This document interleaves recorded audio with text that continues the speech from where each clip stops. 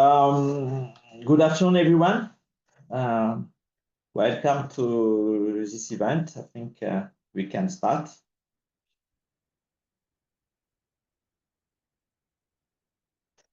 Okay, I think we are ready to go.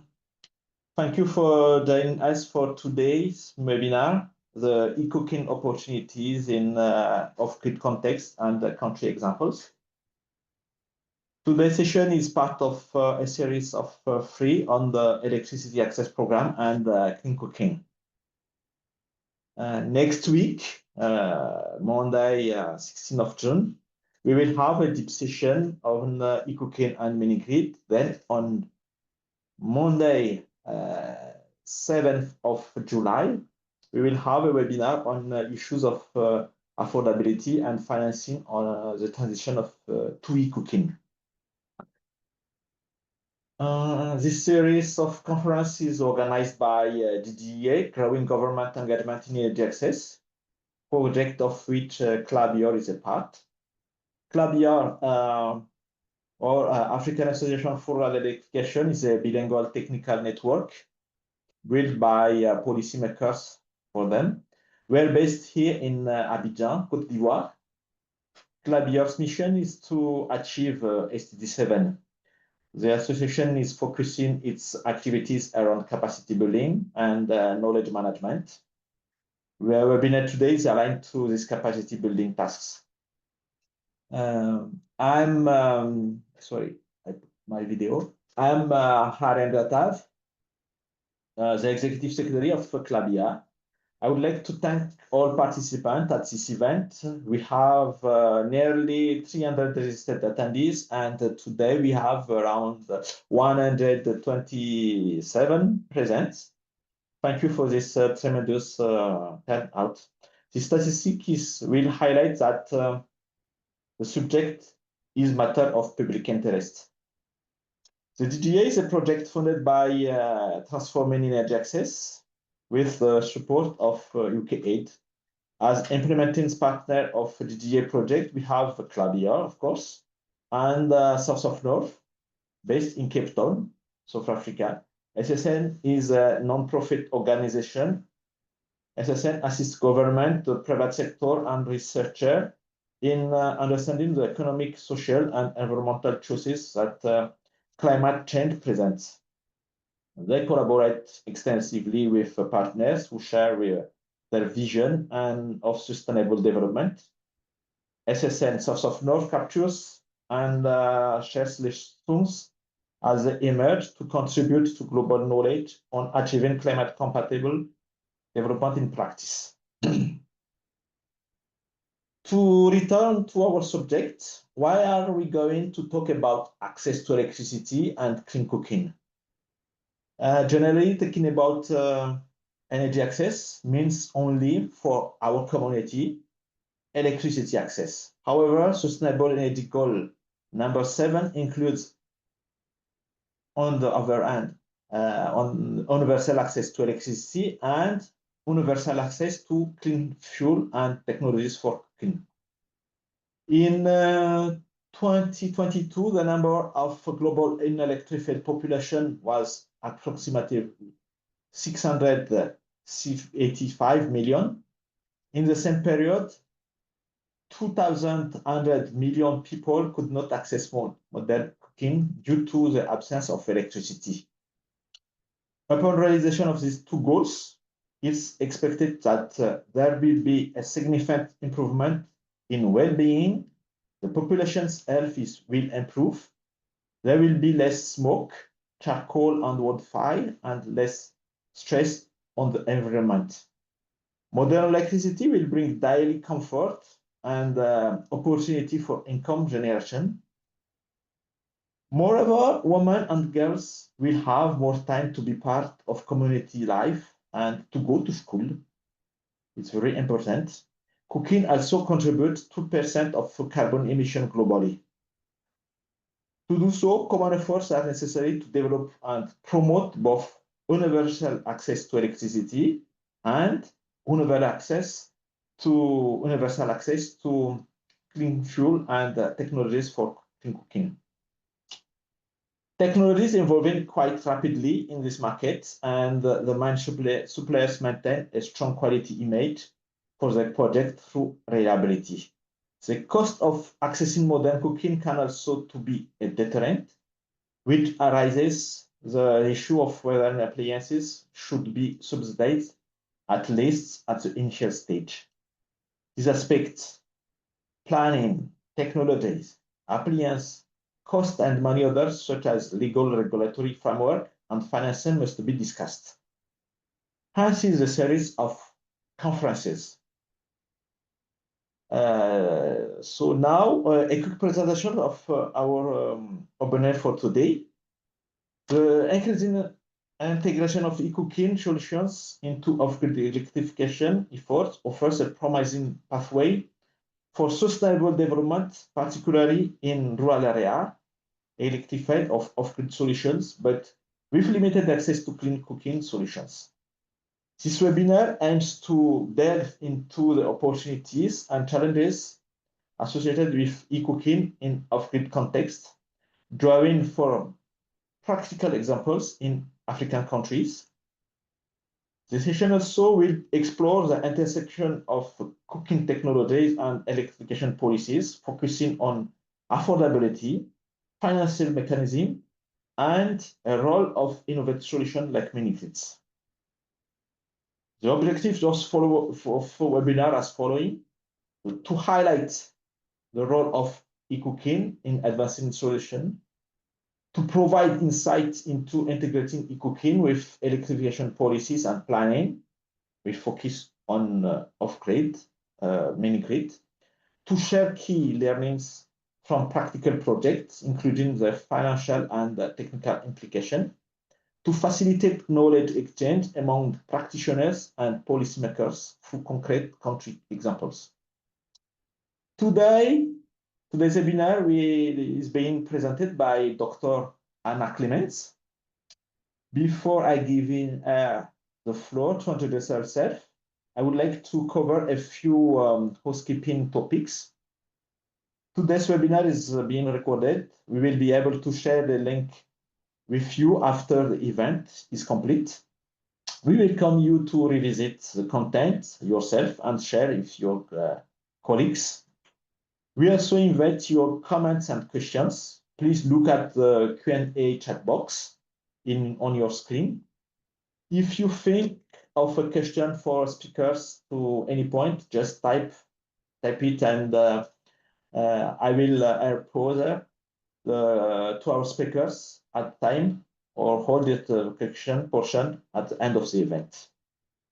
Today also the webinar is translated simultaneously in French.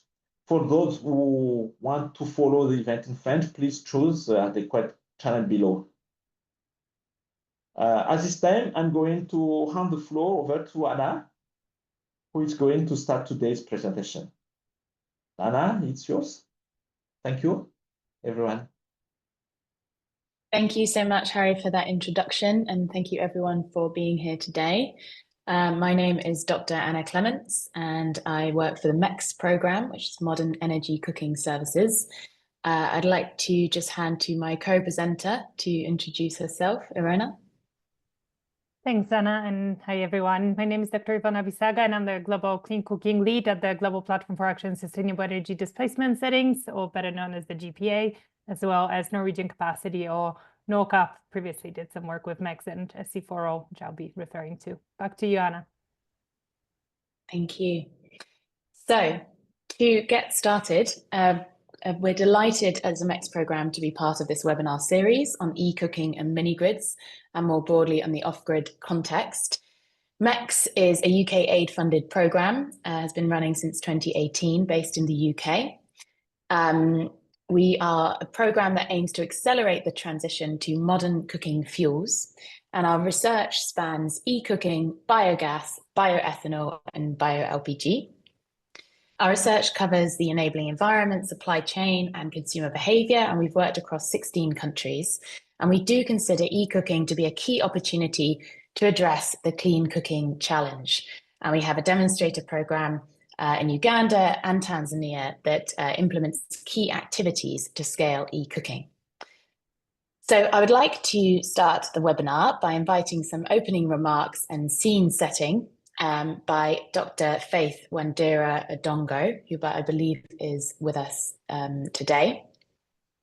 So Dr. Faith is a Director of Renewable Energy at the Ministry of Energy and Petroleum in Kenya, with over 3 decades of experience in government administration.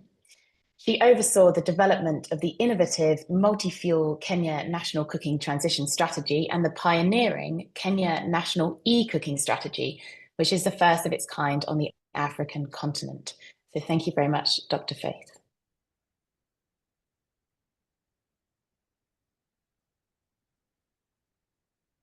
Thank you very much, Dr. Anna Clements. And hello to everybody on the call. Thank you too for inviting me for the webinar. So I'll make very brief remarks relating to clean cooking. And first of all, I would just like to underscore the importance of cooking in relation to sustainable development. As earlier mentioned by the previous speaker, there was he mentioned about SDG 7 that splits energy access into electricity access and clean cooking access. Even though clean cooking access has really been left behind in the discussion of energy access and has been overtaken mostly by electricity access, but things are changing in the sense that right now, I think there has been a lot more focus on clean cooking, and we do hope that we are going in the right direction. Cooking is a basic need, as we all know, because it supports human survival. And we often use it to distinguish between traditions and cultures. But our key concern when we are talking about the traditions, then we look at the kind of fuels that we're using for cooking. And the fuels that are of concern are solid biomass used in inefficient cookstoves. So this has been something that has caused millions of deaths. And according to the International Energy Agency, we find that 3.7 million premature deaths occur globally. This is the statistics relating to 2023. Now, our pursuit for SDG 7, therefore, requires us to pay attention to cooking because of its benefits to health and the environment. And apart from health and environment, we also look at the economic growth that is associated with clean cooking. And cooking contributes to job creation, as we are all aware. It contributes to innovation. It contributes to new business opportunities. So we need to develop all these and help to address the pertinent problems within our societies that face our youth and women and children, or women and girls who are severely impacted with respect to the time they spend looking for firewood. And this makes them to miss out on many opportunities that could have helped them to get better education. They miss out on participation in formal employment, leadership, and development of the economy. So what is it that we can do for our women and our girls so that they can also contribute to development? Regarding the progress that has been made, we have centered our discussions mostly, when we talk of cooking, our discussions mostly center around firewood and charcoal. Sometimes LPG, but firewood and charcoal in the African continent seems to take center stage. LPG has come in as a transition fuel, and electricity is also quickly catching up. But previously, it wasn't part of the discussion. So we have made some progress, but there are disparities in the sub-Saharan Africa without access to clean cooking. So Kenya, which is considered to be ahead of other African countries, is still at 34.4%. This was established under the Kenya National Bureau of Statistics survey. 2023, 2024. And so we are still struggling to bridge the gap of the close to 65%. So other countries have followed suit and have developed as clean fuels, but it also talks about sustainable biomass, because we realize for a long time we will be reliant on biomass, and therefore we need to think of what are the better ways of utilizing biomass. So we need to promote efficient stoves that also use biomass as a transition. But LPG is also in Kenya considered as a transition fuel. So we are looking at the bigger picture in the advent of having very high renewable energy access in Kenya. And hence, electric cooking has quickly gained the center stage. And this is bound to be a game changer compared to other fuel sources because of the cleanliness and efficiency and potential savings that we associate with electricity. However, electricity is not without challenges. There are quite a number of challenges that need to be overcome. It's not a straightforward journey. We have issues relating to reliability, affordability, and infrastructure limitations, which need to be dealt with. And there has been a lot of financial investments in going into electricity generation. However, in clean cooking, the story is different in the sense that we don't have a lot of government financing going into clean cooking, let alone electric cooking. So a lot of financing has been coming from development partners. So Kenya has a 90% renewable grid, and therefore it makes very good sense to promote eCooking with the electrification, which applies both to on-grid and off-grid sources. These are things we need to tap into so that we can change the way people cook in their households. However, the other challenge is also about behavior change. Electric cooking and adapting clean cooking generally is subject to a lot of resistance and perceptions that may be unfounded. So there's a lot of work that we need to do on behavior change. And in Kenya, we have come up with a behavior change and communication strategy that is meant to help us to address the challenges of behavior change. And awareness creation, according to our study that has been conducted under the GCF project, seems to be one factor that is contributing to greater awareness about clean cooking. The awareness campaigns we have been doing under the Green Climate Finance, Climate Friendly Cooking project has really raised the awareness levels. The study is not yet out, but we see quite a lot of positive development because of this awareness creation. We also see a lot of advancement in technology and business models that have occurred, including the EPCs, the induction cookers. These are helping people to cook the way they want, or like the EPC can help you to cook many dishes within, you can cook various types of dishes within the EPC. And this has been a revolutionizing technology in the Kenyan landscape. And we would like to promote such technology for better advancement of clean cooking. We also see business models coming as such as the pay-as-you-go. We see the development of Internet of Things, which has led to many possibilities. And we also have a lot of data that is being generated to support decision-making. And this is also generating the possibility of gaining access to carbon financing for cooking projects.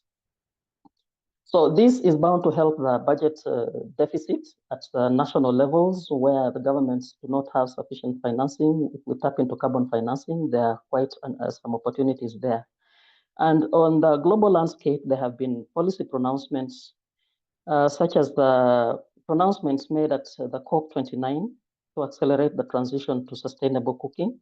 Several African countries have started doing their clean cooking strategies as a result. We also have the mission 300 by the AFDB and the World Bank, which is supporting African countries. Kenya was not part of this, but after the UNGA meeting in the US, Kenya has now been requested to do a compact, which is almost ready, and I think it will be presented in September. And the IEA, International Energy Agency, has also been actively discussing clean cooking issues globally. So much as we do policy pronouncements need to be translated into reality for them to hold meaning for the people whose plight we profess to address.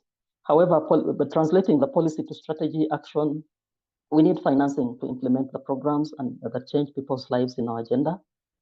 And financing for the clean cooking sector is something that needs to be realistically discussed and provided for change to happen.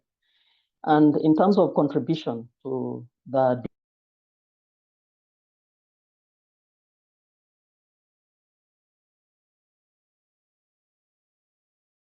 Sorry, I lost my connection a bit.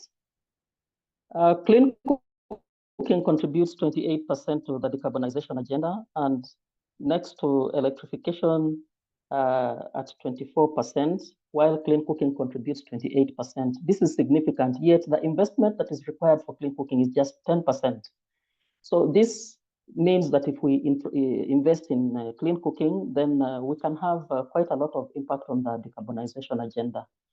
And with that, I would like to come to the end of my remarks. Thank you very much for the opportunity, and have a good meeting.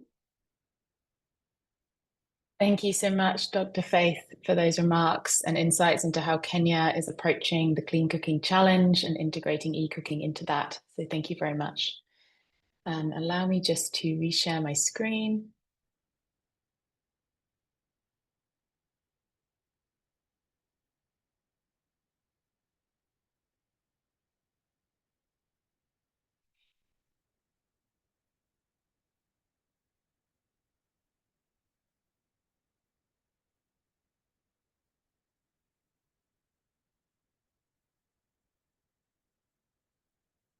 Can you see my main screen or the notes? Just to clarify. Iwona. At the moment, we see them with the next slide. Maybe if you try to go to full. Yeah, there we go. How's that? Yeah. Great, thank you. Okay.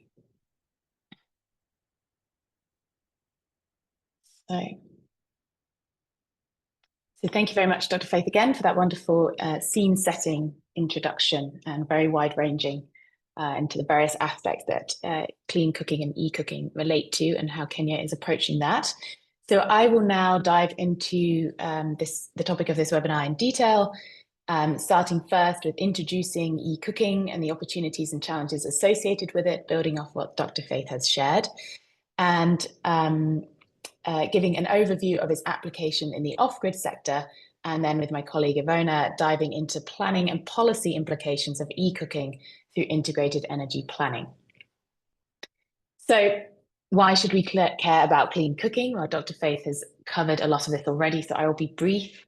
But just to note on the left here how many Sustainable Development Goals clean cooking actually touches upon, including poverty and saving people money on their cooking expenditure, health, with nearly 3.2 million people dying prematurely each year from diseases caused by household air pollution. It impacts opportunities for education, particularly for girls. And of course, cooking hugely impacts the experiences of women and girls in countries where there is a lack of access to clean cooking. It is often them doing the cooking itself, and they bear the brunt of the negative impacts in terms of time, health, and quality of life. It impacts livelihoods, infrastructure, which will be talked about more later.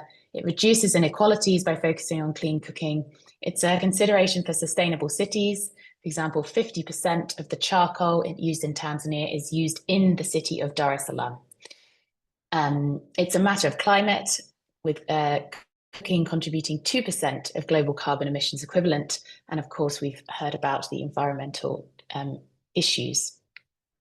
So when MEC started in 2018, we were really set up to look at this challenge of cooking and what could be done differently to business as usual.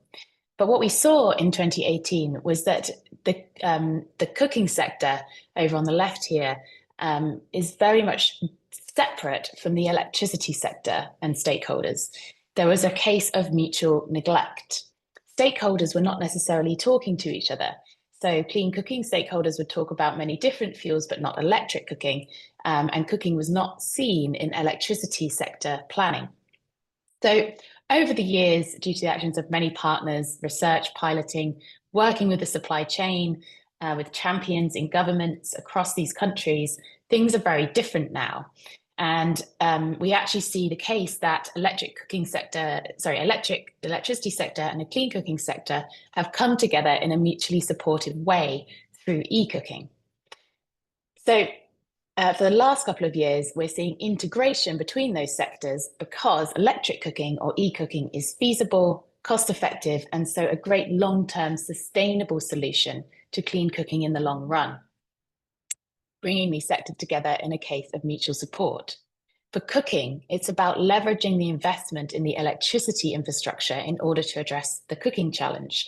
But for the electricity sector, it's about demand stimulation, increasing revenue of electricity sales, which can lead to stronger utilities. So this is where we are now. And in this webinar series, we're going to delve into the opportunity for e-cooking for the off-grid sector in more detail. But first, I will briefly touch on diving more into what is e-cooking. Well, technology has evolved, and when we talk about e-cooking now, it's great to focus on these new, highly efficient e-cooking appliances that are so energy efficient that they can be cost competitive with other paid-for fuels, such as charcoal, or if you're paying for wood. So these appliances, such as the electric pressure cooker, the rice cooker, the induction hob, the air fryer, these are just some examples, have insulation, automation, and efficient heat transfer such that they can be cost effective to cook with. And they have other advantages such as convenience and time saving. Now, of course, cooking is highly cultural, and everybody is always very worried about the taste of changing from cooking on their traditional fuel to a e-cooking appliance. But we have done many taste tests across the countries that we work in, working through partners. And in the case of many of the staple foods, there is not a taste challenge when converting from a traditional method to an e-cooking appliance. And so while these appliances can't cook every dish on a country menu exactly the same way as it is cooked on biomass, they can cook a very high proportion in the same way. And this can cause a reduction in household air pollution and carbon, which is really important. Just to touch briefly to highlight electric pressure cookers, which are really the most efficient way to cook with e-cooking appliances. EPCs offer a pressurized cooking environment, so they cook at high pressure and at high temperatures. They're insulated and they are automated. So once they're set off, the cook can go away and do something else. So they really can save time, energy, and cost of cooking fuel compared to cooking with other fuels. And it's not just for households that this is relevant, but also for institutions. So large e-cooking appliances are available and can cook enough food for institutions such as schools or health centres or prisons, and they are capable of cooking the typical dishes that are of interest, for example, beans, rice, or the cultural variation on porridge, ugali, posho, etc. So these are some examples of institutional e-cooking appliances available in Tanzania, whether through importing or through local assembly here, a large-scale induction cooker. So e-cooking presents many opportunities, both for the individual household, the institution, but also for the government, the electricity supplier, and the country. For the household and institution, it's about saving time, saving money, improving health, and giving a cleaner and more convenient cooking experience. And all of these benefits are more highly felt by women and girls, but of course impact men too. But for the government, the electricity supply and the country, the kind of key takeaway here is that in by increasing the demand for electricity through eCooking and solving the clean cooking challenge through eCooking, this leads to increased revenue from electricity sales, which can often be pivoting existing spend on biomass or charcoal or wood into the utility or the electricity developer. This can lead to an improved financial position for the utility and therefore is supportive of last mile electrification, such that when a household is electrified in last mile electrification, they are actually using the electricity they now have access to. It leads to a healthier population with more time to be productive. And as mentioned, it reduces carbon emissions from cooking, which can contribute to that country's NDCs, nationally determined contributions. And this gives an opportunity for carbon finance. And this will be looked and covered in detail in webinar 3, so please do sign up for that. And we've mentioned the reduced deforestation and improved environment. The key opportunity here is to address the clean cooking challenge while increasing the financial viability of the rollout of electricity access. That's really the key takeaway for this energy access context. But I think it's always useful and helpful to put some numbers behind these opportunities. So here is a spotlight on the Tanzania context. On the right here, we have the cost of cooking over a month in Tanzania on electricity, both the lifeline and the normal tariff, on LPG and on charcoal in Dar es Salaam and Dodoma, which are different because Dar es Salaam charcoal is much more expensive. And this is data from earlier this year, the first quarter of this year. And it shows that cooking with these energy efficient appliances, typical Tanzanian dishes, is much more affordable on electricity than LPG and charcoal. And these bottom parts here of the dark color are where we factored in the cost, the upfront cost of the appliance spread out over 5 years. So of course the upfront cost can be a challenge, but if this is spread out over 5 years, then this is the contribution to that monthly cost, and it still shows affordability. So in terms of impacts, as mentioned, we've done some modeling that shows that if 3 million charcoal users in Tanzania were to move to eCooking, the following impacts would occur and be felt within over 1 year. So over 1 year, the households would save nearly 800 million hours of time, be a significant CO2 reduction, which could be monetized through carbon finance, which will be discussed in webinar 3. A large amount of energy is generated, which can translate to an expected grid revenue at current tariffs of $170 million, which is really significant. So hopefully that helps to show some of the sizable impacts that can be felt through transitioning to electric cooking. And for Tanzania, this energy requirement for the cooking is feasible because they have a surplus of electricity available. So it, of course, depends on the country context, which is important in this slide. So while it's nice to focus on the opportunities and benefits, of course, we need to pay careful attention to the challenges associated with a transition to e-cooking. And some of these are reasons that the transition doesn't happen or households don't make the switch, even though there is a long-term advantage for them to do so. So we've mentioned it before, but the cooking certain foods in a traditional way and the issue of behavior change can be something that is hard for households to change. People want to keep cooking the way they have always cooked, the way that is traditional, and this is, of course, really understandable, and that can be a barrier to the transition. The lack of awareness is another issue for the end user because people aren't necessarily aware that cooking with energy efficient e-cooking appliances is actually affordable and will save them money in the long term. So in the MEX program, we do a lot of work with awareness raising programs to try to remove this. And then the other major challenge is the upfront cost of the appliance and the fact that this could be something around $60 upwards, could be which can be prohibitive for people to put down all in one go. And as I said, this will be addressed in webinar 3 in detail. In terms of the enabling environment and supply chain, well, the state of electricity infrastructure and the configuration of it can be a challenge. There needs to be sufficient infrastructure. There needs to be, ideally, there's a surplus of electricity, and some countries do have that, but other countries are much more constrained. And in that case, an energy efficiency angle is more important. Supply chains are still low and up and coming.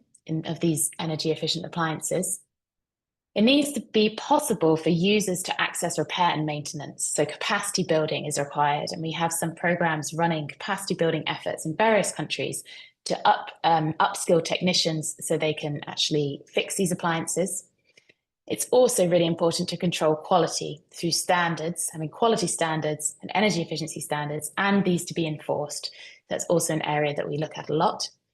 And associated with all of this, well, increased electricity access means more electrical appliances, and it's not just cooking, but all of that can lead to more e-waste. So that's also something for a country to bear in mind.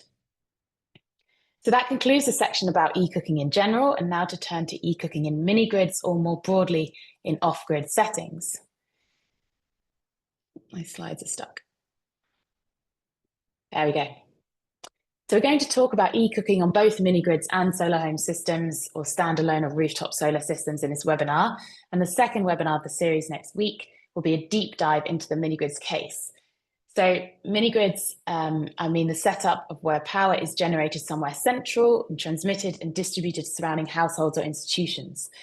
By solar home systems, I mean where there's a single panel or a much smaller array, perhaps connected energy storage, all installed at the location of the household or business which is using that electricity. But I did want to give a brief mention to mesh grids, which are kind of in between these two configurations. Mesh grids are suitable for those rural areas which are sparsely populated. So a traditional mini grid would require a lot of distribution infrastructure. The PV panels are placed on various different households across the area, and then those households are connected locally, very locally, to the households around them. So the generation is distributed in the village, and then households connected to each other around that, rather than having a centralized generation place or every household being totally separate. And the reason I bring this up is because at the MEX program, we have worked with Okra Solar, and Okra are active in Nigeria with their mesh grids, among other countries. And they're worth mentioning because we have done a project with them, and they have had a lot of success in integrating e-cooking and a lot of interesting findings in terms of integrating e-cooking to their mesh grids. So do have a look on our website for more information. So e-cooking in off-grid settings is now feasible because of the declining costs of PV and batteries. Back in the early 2010s, researchers in the UK became aware that in the near future, cooking on solar PV with battery storage would become economically viable due to this decline. So the graphs on the right here show the price changes up to 2020, and they have continued to drop since.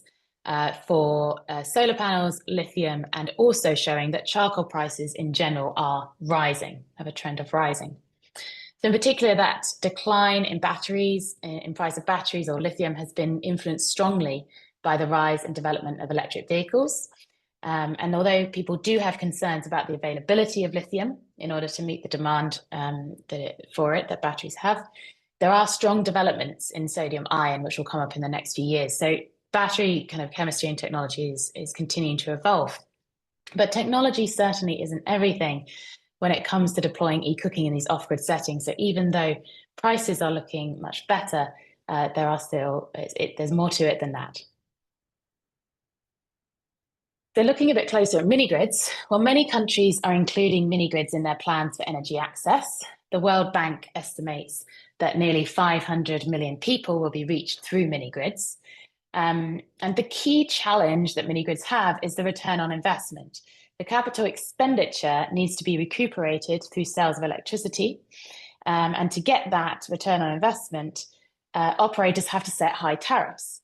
However, the customers that are typically being served by a mini-grid are not usually those who can afford high energy payments. So this is where e-cooking can come in and help to unlock this dilemma, depending on the market dynamics of how that community are cooking at the moment. So those market dynamics of cooking fuels and how the community is cooking, and how this impacts the availability of their cooking fuel, it depends whether are they gathering their cooking fuel for free or are they paying for it. And this can depend a lot on the remoteness of the community being served by the mini-grid. So while some communities might be gathering fuel wood, which then makes the switch to paying for cooking through e-cooking and a mini-grid more challenging, there are contexts where the remoteness means cooking fuels have to be imported, such as islands, mini grids on islands where people are having to import charcoal. So MEX has been conducting research and pilots on mini grids since 2019 with various partners. And in 2019, we started with trials of EPCs on mini grids in Lake Victoria. And eCooking was introduced to residents who are otherwise paying really high prices for charcoal because it had to be sent to them on boats. So what this showed us was that despite having higher tariffs, because charcoal can also be expensive from remote locations, eCooking can still be cost saving, particularly when using energy efficient eCooking appliances such as an electric pressure cooker, which is really important in this context because it minimizes the cost of eCooking for the customer. And even with the high mini grid tariffs, even up to $1 a unit, some dishes, due to the high cost of charcoal, some dishes were still price comparable with charcoal. So the energy efficiency of the appliances really matters here. And of course, for the mini grid developer, encouraging energy efficient appliances means that the eCooking has less of an impact on the mini grid itself in terms of the energy and power usage, and more of their customers can take that opportunity. So webinar 2 will go into this mini grid context in much more detail, so please do join us for that. But suffice to say that for now, there is significant interest by mini grid developers to explore eCooking as they have realized it can enhance their return on investment. Recently, in MEX, we've been looking into this more through our Cooking Support on Mini Grids Challenge Fund, COSMO, where developers were modeling how eCooking inclusion could improve their ROI. And some of those developers are now being supported to implement mini grids with eCooking included. Now, in the next webinar, we will hear from 2 of those mini grid developers who have been part of COSMO about the ins and outs of and their experiences of integrating eCooking into their mini grids. One highlight so far from COSMO is that one case study of one mini grid developer showed that on a $1.5 million mini grid, which had a return on investment of 9 years, if they added just $300,000 to that $1.5 million mini grid to enable 50% of their customers to cook with electricity, the return on investment reduced to 4 years from 9 years. So really that is showing that there is a opportunity for mini grids to be integrating eCooking. So turning now to solar home systems and eCooking. So this can be more challenging because one use case for solar home systems is for people who are even more dispersed than where mini grids can reach them, and who therefore might be more likely to be gathering fuel wood for free.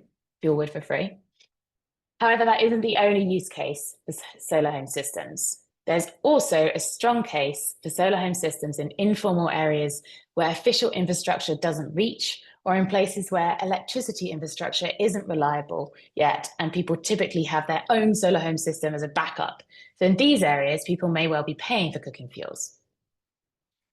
So where mini grid developers are incentivized to incorporate eCooking due to improved return on investment, incorporating eCooking can also be attractive to solar home system companies. A significant cost that a solar home system company shoulders is in customer acquisition, the cost it takes to reach the customer, attract them, and achieve a sale. So for them, if they can sell a solar home system kit that can do electric cooking rather than just lighting and phone charging, that is a more advanced, higher value system, which improves their financial return for the same approximate customer acquisition cost. So since 2018, MEX has been investigating the solar home system eCooking space in terms of technology and business cases. And I wanted to highlight one really successful situation in Malawi.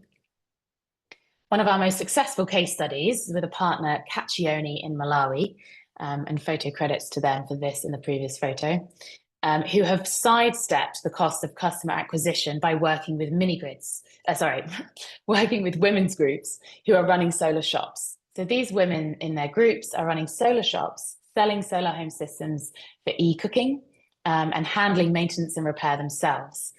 So they can sell a system, a PV and eCooker for approximately $200. They can add a battery to that to upgrade it with an extra $100. And Caccioni and Malawi are exploring lithium titanate as a battery chemistry, which can last 3 times longer than lithium iron phosphate. And they've actually managed to get a local assembly and local people skilled up to assemble these battery packs and the battery management systems and battery cells into the battery packs, which is the photo on the right here. So there's some really interesting configurations in terms of business model coming out in Malawi. So while that work is ongoing, at MEX, we are currently running a new challenge fund called STARS, which is the Standalone or Rooftop Solar Systems Inclusion of eCooking Challenge Fund. The rationale being that the price point of solar home systems and eCooking has reached an interesting place. And also on the market, there are new, more versatile power hub battery systems available. And these have inbuilt inverters, control, protection, everything that is needed, and they're just off the shelf. And they've actually been developed for developing economies, camping market, for example, and but are really useful for off-grid energy access. So STARS consists of 11 projects across a range of countries and configurations of solar home systems and power hubs, aiming to explore business models in these different contexts, and reporting on that will be coming up in the next 6 months. So I'm now going to hand over to Iwona, who will be spotlighting humanitarian settings and how off-grid e-cooking can be appropriate there. Thanks, Anna. So yeah, one of the contexts that is particularly suited for these kinds of solutions, and where solar home systems and mini grids have really been coming in to fill in the electricity access gap, are humanitarian settings. And mostly, I suppose, those who maybe are less familiar with the humanitarian energy access challenge would like to know that a majority of refugees on the African continent live in either refugee camps or refugee settlements. However, there's also a proportion who live outside of those, including in cities and other sort of peri-urban areas. And here I wanted to focus specifically on the challenge of refugee camps and refugee settlements, which face particular challenges, including logistical and environmental constraints. They tend to be located in areas with decreasing availability of fuel supply and supply chains. So, for example, accessibility and availability of firewood is rapidly decreasing due to land degradation, but also heavy reliance on biomass for cooking. They tend to not be covered by national grids for various sort of legal and political reasons. And policies and energy access plans often exclude refugees. This is not the case sort of across all countries. There are countries that have more inclusionary policies. However, often we see that unfortunately refugees are unable to access these services.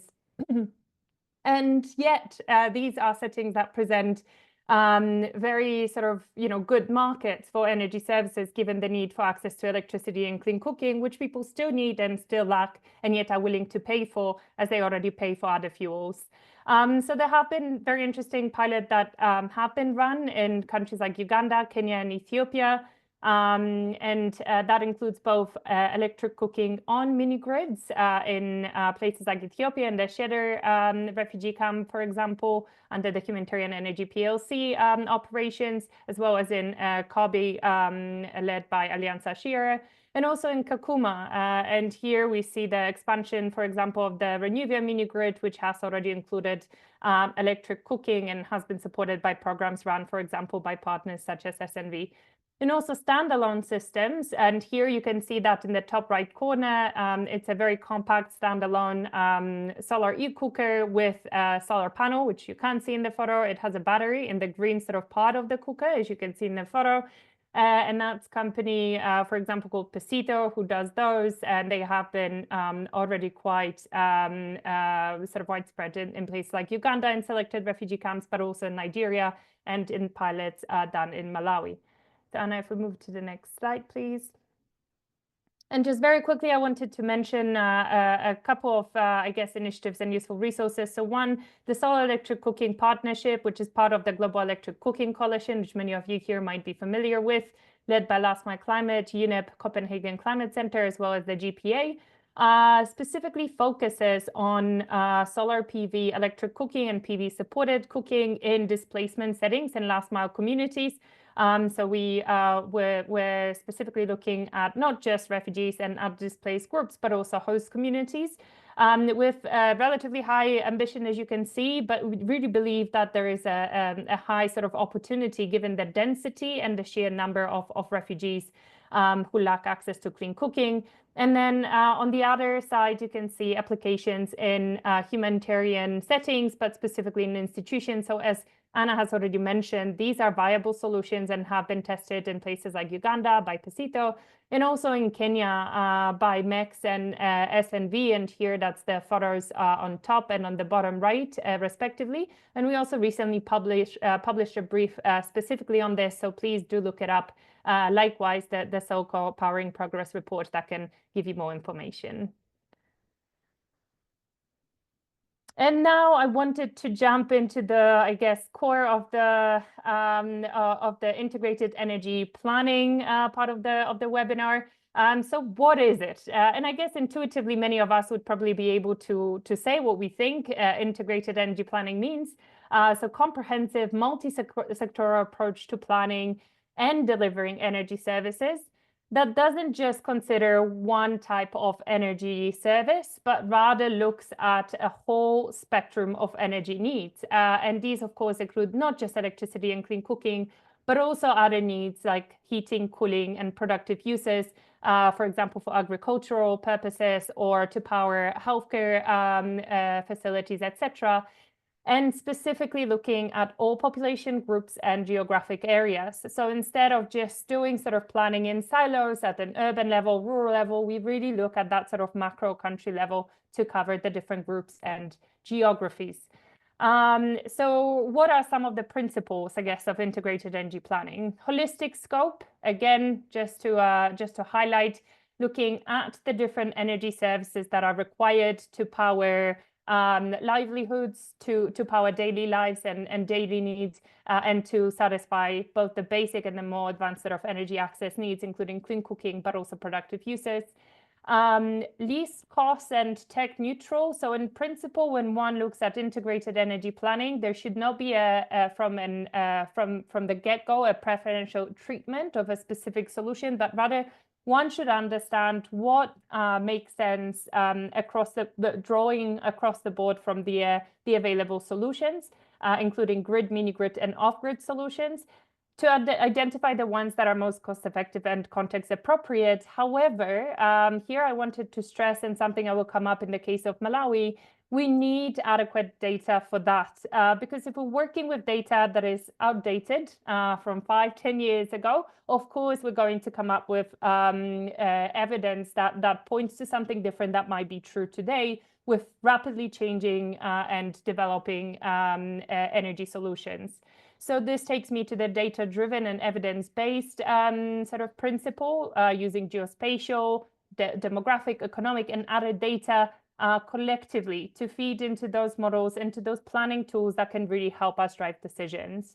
Interministerial and multi-stakeholder coordination. This will be stressed multiple times today, but really aligning efforts across energy, health, environment, finance, and the wider development and humanitarian settings and spaces, rather than just looking again at silos of, for example, simply the energy sector. The financial sector, the health sector, the environment sector play equally important roles. Inclusive of all populations, already mentioned that, and really linked to national development and climate goals. So we have the nationally determined contributions, for example. Of course, we have the overarching Sustainable Development Goal 7, but really looking to align with those. And that can lead to more efficient allocation of resources, ensuring that all groups, also underserved, are included, and delivering more sustainable energy services for all. So now I would like to just highlight that we did publish a couple of years ago. This report was supported by Sustainable Energy for All and the MEX program, along with colleagues, various colleagues from various organizations. I know some of them are here in the webinar, so thank you to those. Please do take a look. I think that covers it quite extensively and gives you a very good flavor for what's already out there in terms of the sort of frameworks and thinking and tools. And then if we move to the next slide, I would now like to hand over to Anna, who will cover a couple of country examples before we move to the IEP in Malawi. So over to you, Anna. Thank you, Iwona. So just to have a quick spotlight on what e-cooking and electricity coming together in policy can look like from an integrated energy planning perspective.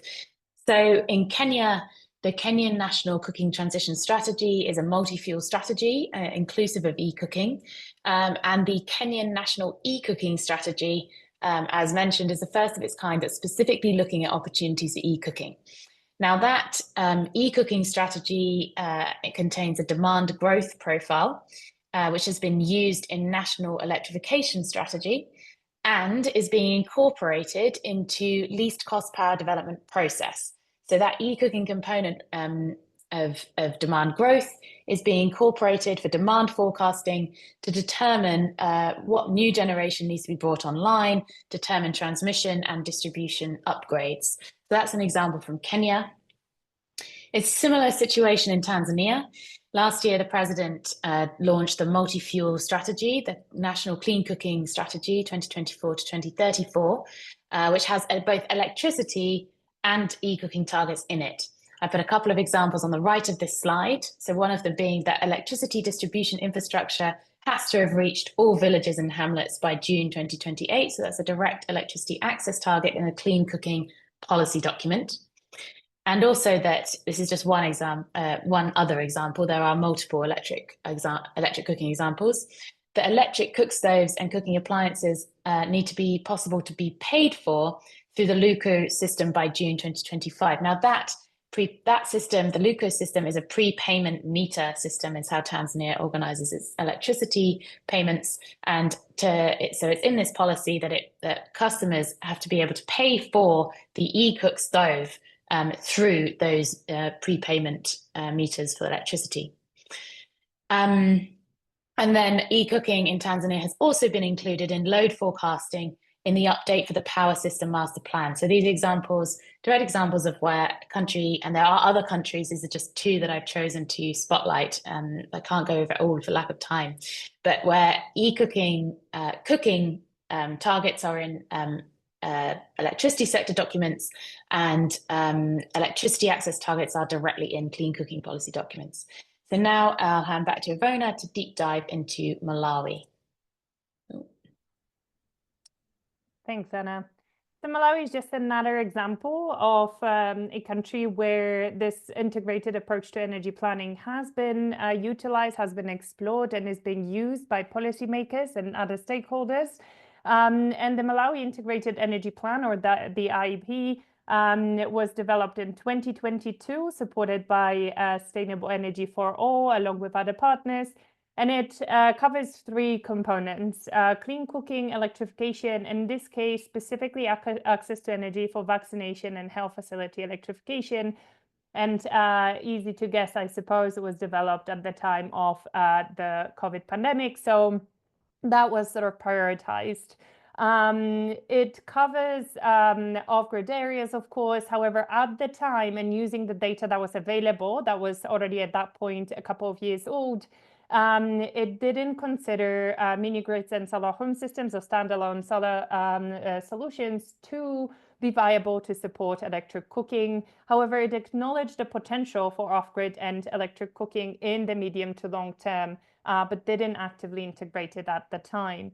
It explored a couple of different scenarios with different sort of targets, and you can see that in the bottom right. So the Malawi SDG 7 Cleaner Cooking Energy Compact with 100% electrification, where about 15% of urban households would have an induction stove, in this case a 2-burner, and 42% of urban households would have improved charcoal and e-cooking as a stack. But they also looked at the Sustainable Energy for All scenario with 100% electrification and access to clean cooking. And that would be 100% of those connected to the grid having a 2-burner as the only solution or part of a stack. So these were just some of the scenarios that were being explored with the tool. And so if we move to the next slide, I wanted to just show you, and I know that it's not very clear, but you can access the Integrated Energy Planning tool online on the Sustainable Energy for All website. So please do check it out and play around with it. But just wanted to show what it shows you when you, for example, choose, as you can, so the status sort of quo with no indicators chosen on the left, and then on the right-hand side, you can see the eCooking stove ownership potential. And you can see that by far the largest is around Lilongwe and Blantyre, which are the largest cities. And then it sort of drops significantly the further out of those urban centers you move. And especially here, it's again worth stressing that mini grids and solar home systems were not considered. So this was purely for grid connected customers. But the IEP is, just a tool. It needs robust analysis and data updates in order to keep it relevant, keep it current, and inform decisions that are relevant for today. It can be used to inform decisions, but also to set ambitions according to national plan strategies, priorities, and it doesn't give you the ultimate truth, nor does it give it a strategy. As such, it's up to the policy makers and partners to decide, what avenues to pursue. And of course, it requires capacity. In order to be able to use these tools, are there tools that can help with energy access planning, such as OnStove, OnSet, and many others. We need that sort of local capacity within the ministries, within the planning bodies, and sort of across the sector in order to utilize it to its best sort of potential. So if we move to the next slide, please. And so in the case of Malawi, while the IEP sort of had the level of ambition that it did at the time it was developed, the Malawi electric cooking or eCooking roadmap actually goes way beyond that. And this is a nice example of showing how the country ambition actually, sort of uses the evidence and is informed by a tool that exists that can be very useful for planning purposes. However, it actually moves the needle even further than the tool would indicate at the time it was developed. And so drawing on examples such as the piloting of solar cooking in the Dzaleka refugee camp that was supported by MEX, or the work of Kachioni, which Anna mentioned, the Malawi eCooking roadmap was published last year. And it focuses on 3 pillars: the supply side, so really looking to create more incentives for manufacturers and distributors of electric cooking solutions to boost availability; the demand side, so again, those challenges that Dr. Faith and Anna mentioned, boosting end user awareness of the benefits associated with electric cooking, and also the enabling environment. So really stressing the need for not just interministerial collaboration, but collaboration with donors, the private sector, academia, for both sort of research development as well as implementation. If we can move to the next one. And here it specifically stresses the viability and the potential, the opportunity that lies in emerging off-grid solutions, or those that actually already exist. So both mini grids and solar home systems, or standalone solar solutions that can support electric cooking. Scalability, as eCooking is viable not only on grid, but again on off-grid, in off-grid settings. And highlights the need for energy efficient appliances. And again, Anna already talked about, for example, electric pressure cookers that offer very high levels of energy efficiency, but also highlights the need to collaborate and really develop financial markets and market enablers to support the dissemination of these solutions. For example, by galvanizing more sort of donor and funder and financiers attention to this space using subsidies as well as carbon finance models.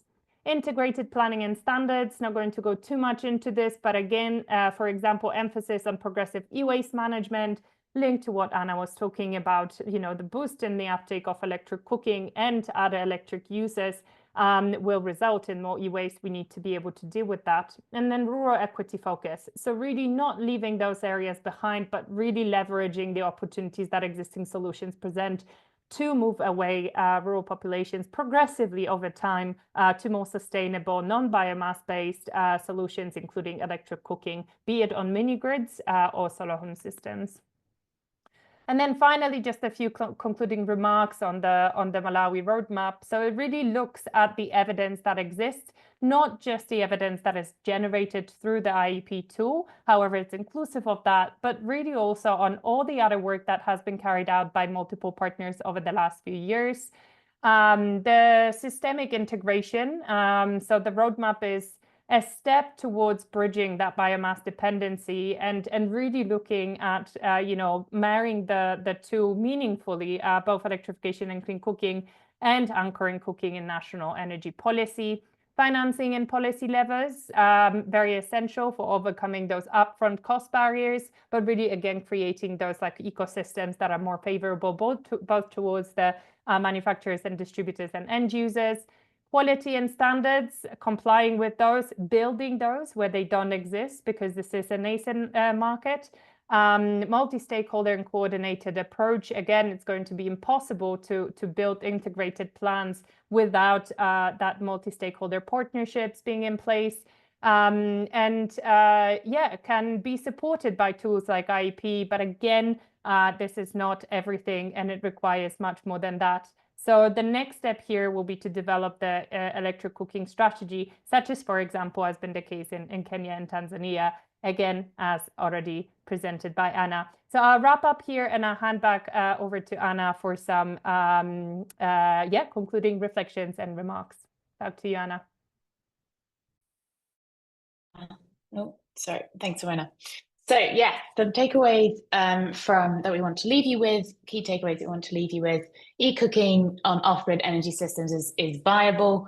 And so please do stay tuned for the future webinars, which will have much more detail, a deep dive into mini-grids. And the third one will be addressing issues of affordability and finance for the transition of eCooking in off-grid contexts. So what is hopefully also now clear, particularly from the Malawi case, is that this approach of integrating planning and policy for eCooking and electricity and using tools to model that requires quality data and up-to-date data to ensure that the tools are actually producing useful outputs. It also really requires this interministerial collaboration and coordination within a government. And this really needs to go beyond the energy sector itself, so that it's not just the Ministry of Energy that is looking at this issue, that other ministries have a really important part to play. For example, the Health Ministry, the Education Ministry in terms of what's happening at schools, whatever ministry is looking after the environment, and the Ministry of Finance. And the opportunity is really there to look at all energy needs, what they facilitate, and how they can be met in a cost-effective way. So another point is that for off-grid contexts, given the private sector role in energy access, requires collaboration between government and private sector. So there's a lot of collaboration going on in all directions. And the tools, as Iwona said, can be used to support decision-making, but this is a fast-moving sector, and the level of ambition and what to optimize needs to be set by government itself. So tools can give examples or indications, but as shown in the Malawi case, it is possible to go above and beyond that. And so really to finally say that it's about cross-leveraging financing and funding for energy access and clean cooking. And so the key takeaway being that while working on off-grid electrification strategies, we encourage you to consider where cooking can come in and kill two birds with one stone, as we say, by addressing the energy access challenge inclusive of clean cooking. So thank you very much. And I will hand back to Harry for questions. Thank you very much, ladies, including Caroline, our interpreter. I think the session is very packed, and I follow some. I'm following some translation, and I think it was very good work, Caroline. Thank you for that. Yes. Now let me. You have some 15 minutes, for example, for a question and answer session. I saw in the chat three questions and one comment. For example, the first question is from Francis. about he's looking for island in Lake Victoria. Is where is the mini grid in the island, like on Lake Victoria? I don't know if Anna, do you have some precision for this? Yes. So there are several islands on Lake Victoria, Tanzanian islands, that were the subject of this pilot, along with PowerGen, A2EI, and NextLeaf. And I think the questions were around, were the mini grids designed with eCooking in mind to manage the loads from the cooking devices?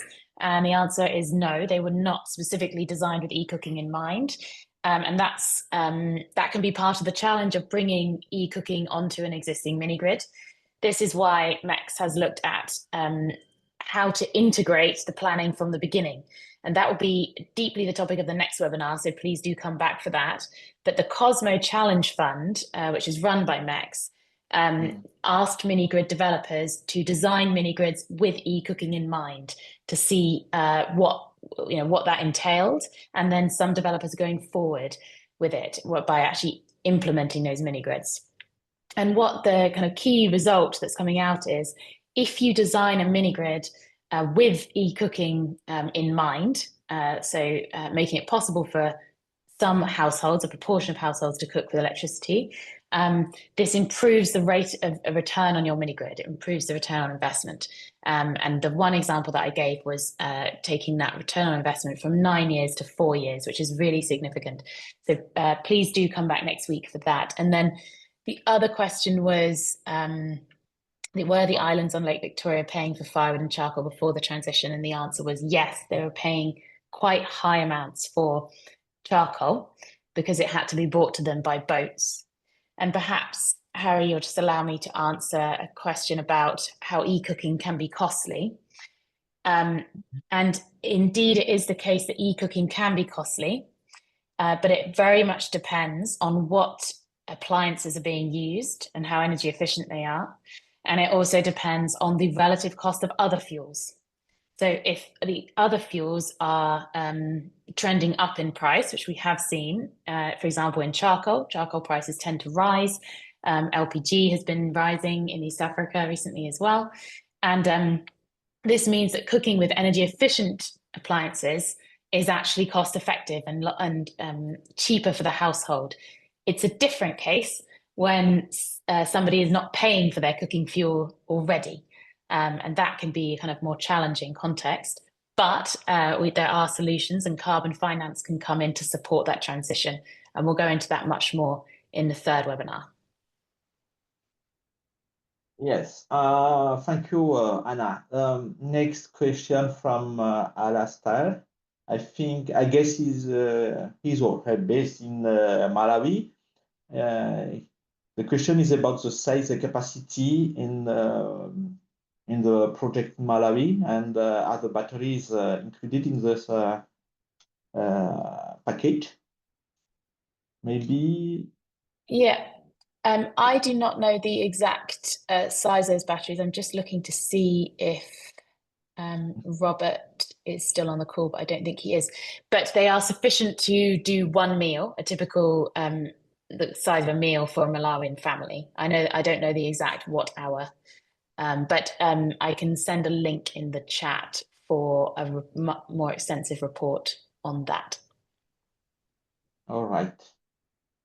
Okay. I believe if I may, Harry, just very quickly, I just looked it up, but yeah, if maybe Robert is online, it would be great to get his take.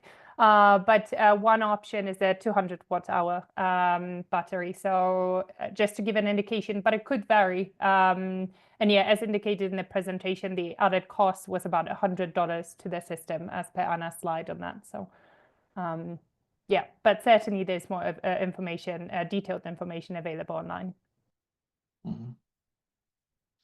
One question from about still about battery to the participants asking us if it's not interesting to cook during solar hours. This question is too technical. I think we can keep it and to ask to respond this for the next time. But yes, I think you're sure you have to take this opportunity during the solar hours to use your eCooking. But of course, also you can also to use the eCooking in the evening, so that we have to use battery. So I'm sure next week we can have the response for this question.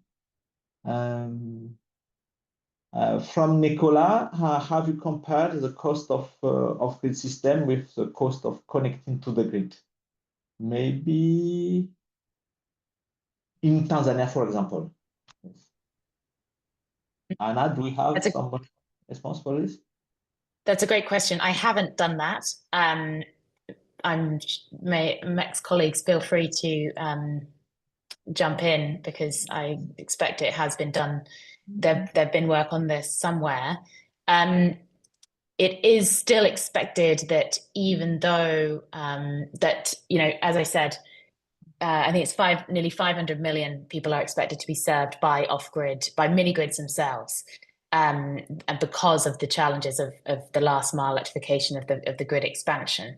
But in both cases, including electric cooking, enhances the viability of the energy system, whether it's a mini grid or just last mile electrification, because those people who are getting electrification are being enabled. If they're enabled to cook with it, then it increases the what they're spending into the electricity system, which helps the kind of overall viability of the whole thing. So thanks, Iwona. I see you're typing there.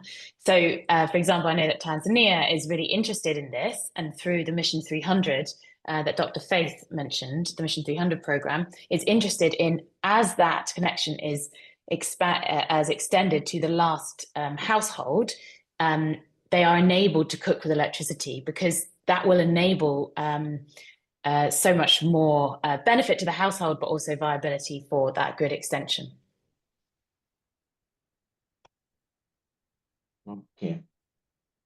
Next question from Seki Toleto. What is the lifespan of these eCooking systems?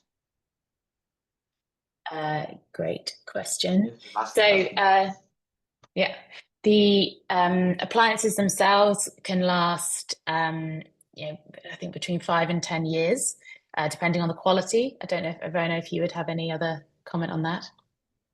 Yeah, so it absolutely depends on the system or appliance that we're talking about. If they stand alone integrated solar PV eCooking systems, for example, like Pasito, yeah, we certainly look at that kind of range that Anna mentioned. In fact, we just visited some customers in Bidi not long ago, and they were very happily cooking with a perfectly working, looking like new eCooking system after already using it for 4 years. So of course, it also depends on the maintenance and upkeep.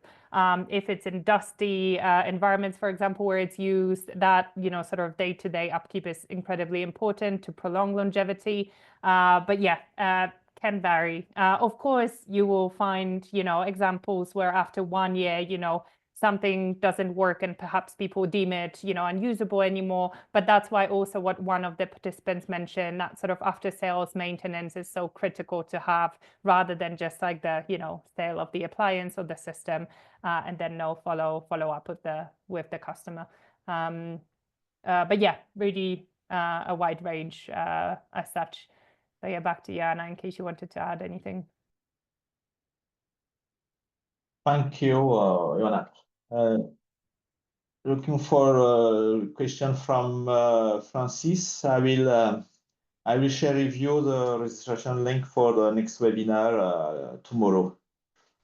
Next question from Colombia. Thank you for following us in Colombia. My name is Rodrigo. Yes, development. Yes, it's just a comment. Thank you so much for following us, Rodrigo. I don't know here example from Uganda. Yes, someone from need to hear from example. some example from Uganda. And maybe, Anna, could you summarize again your activities in Uganda? I can try, but I'm not the expert on the Uganda side. But certainly Uganda has a lot of work integrating eCooking, and the Ministry of Energy and Mineral Development there are extremely active. It's a key part of their strategy going forwards. I see their reference to Uganda's energy transition plan. And I believe there's a lot of work there. Well, there's a lot of work in Uganda going on about looking at eCooking institutions, but also households in supporting the supply chain, and looking at creating quality standards and energy efficiency standards around eCooking appliances. So I'm not the expert on the Ugandan context. If anyone from MEX does want to jump in, then please do. Right. Yes. I saw also from Fernando. Yes, we today we talk about remote areas, and his comment is about he said that the clean cooking solution may outperform eCooking. Yes, you are right. Yes, I think it's you have to combine clean cooking also and electrification. Okay. Yes, from the creator. Yes, it's a personal comment. Yes, it means we have 4 minutes left, but I would like to take this time to thank all panelists. Thank you, Anna, for your comprehensive and very insightful presentation. Thank you also, Iwona, for your active participation and contributing. We thank also Dr. Fife for her insightful introduction in with Kenya's situations. As I said before, we will have a new rendezvous, a new webinar next week, a deep dive session on mini-grid and eCooking. I guess you are also numerous with us next Monday. And sorry, today we have a new knowledge on clean cooking and eCooking. This is just an introduction, but we're sure we have next time we will have a new discussion around the activities and mini-grid and clean cooking. Thank you so much. We will have we will share with you the summaries of this webinar tomorrow, and as I said before, also we will have we will share with you the link for registration for the next webinar. Thank you so much, and looking forward for you. Thank you so much. Thank you, Harry. Thanks, everybody. Thank you, Harry. Thanks, everyone. Bye.